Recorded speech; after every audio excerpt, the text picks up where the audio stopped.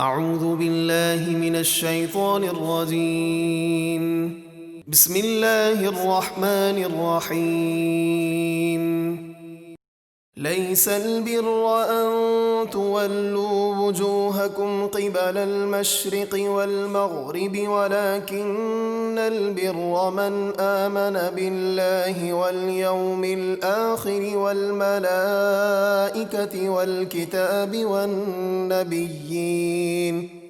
وآتى المال على حبه ذوي القربى واليتامى والمساكين وابن السبيل والسائلين وفي الرقاب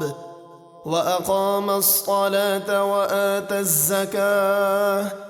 والموفون بعهدهم إذا عاهدوا والصابرين في البأساء والضراء وحين البأس أولئك الذين صدقوا وأولئك هم المتقون۔ اصل نیکی یہ نہیں ہے کہ تم اپنے چہرے مشرق یا مغرب کی طرف کر لو، ہاں اصل نیکی یہ ہے جو ایمان لائے اللہ اور قیامت کے دن پر اور فرشتوں اور آسمانی کتابوں اور نبیوں پر، اور اللہ کی محبت میں اپنا عزیز مال دے رشتہ داروں اور یتیموں اور مسکینوں کو اور مسافروں اور مانگنے والوں کو اور غلاموں کو آزاد کرانے میں، اور نماز قائم رکھے اور زکوٰۃ دے، اور اپنا وعدہ پورا کرنے والے جب وعدہ کریں، اور جو صبر کرنے والے ہیں مصیبت میں اور سختی میں اور جہاد کے وقت، یہی لوگ سچے ایمان والے ہیں اور یہی پرہیزگار ہیں۔ يا أيها الذين آمنوا كتب عليكم القصاص في القتلى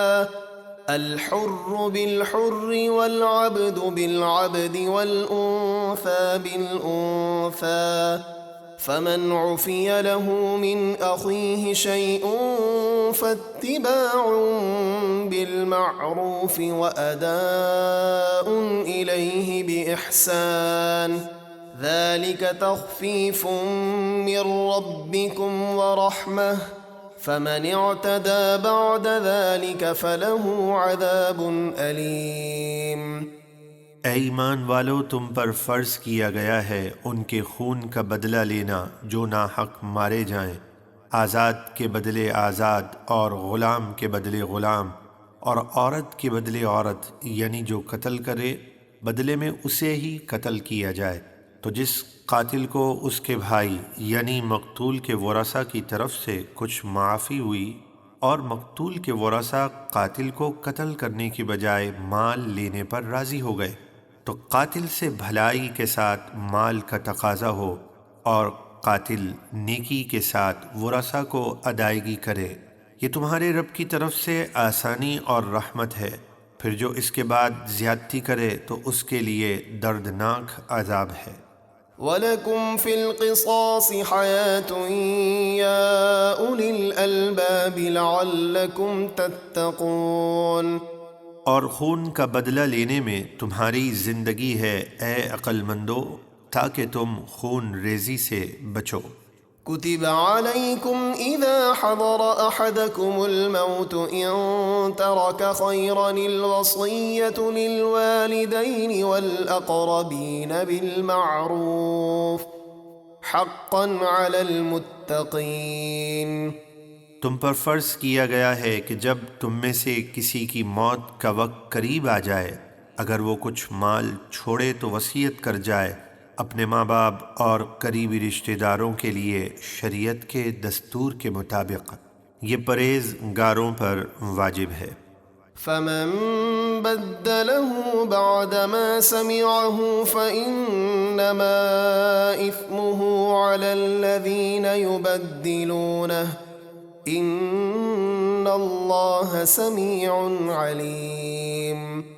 پھر جو لوگ وصیت کو سن کر بدل دیں تو اس کا گناہ انہی بدلنے والوں پر ہے، بے شک اللہ سب کچھ سننے والا جاننے والا ہے۔